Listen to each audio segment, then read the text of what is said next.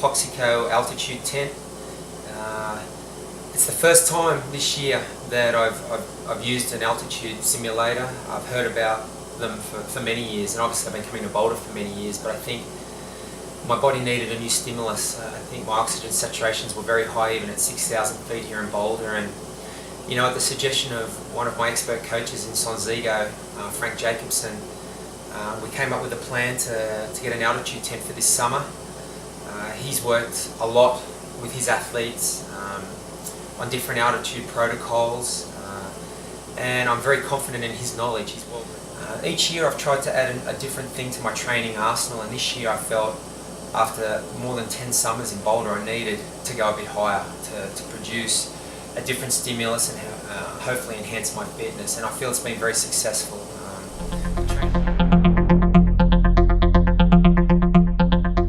I'm getting a lot of questions on how my championship schedule or season took shape, and I mean, it's no secret, I said last year that would be my last Kona, and I meant it at the time, but things change, and what didn't change was my love for the sport or the desire to race.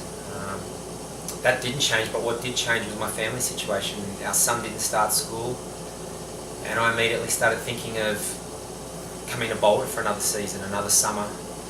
And obviously if I was going to do that, my mind always turns to the biggest races to do. So all I'm doing is a race that I love to do and that I really want to do.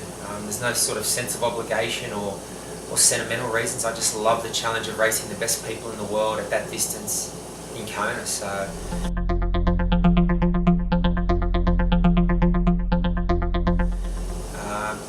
I knew I had to change certain things with my age. I certainly can't race 12, 13 times a year like I used to, and you know, I used to pride myself on the fact if I did 12 or 13 races I'd try and win them all, and I'd try and peak for them all.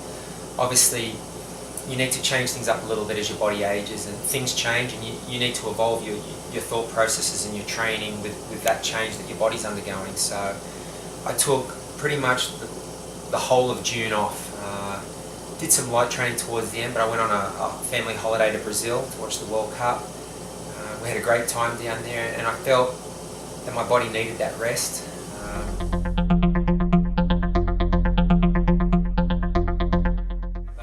And it just made sense to do China. It's only 3 weeks out from Kona as opposed to 5. I thought I could do an uninterrupted block right up until about a week out from China. And also the travel, you know, I'm heading west to China, and from China I go straight to Kona. So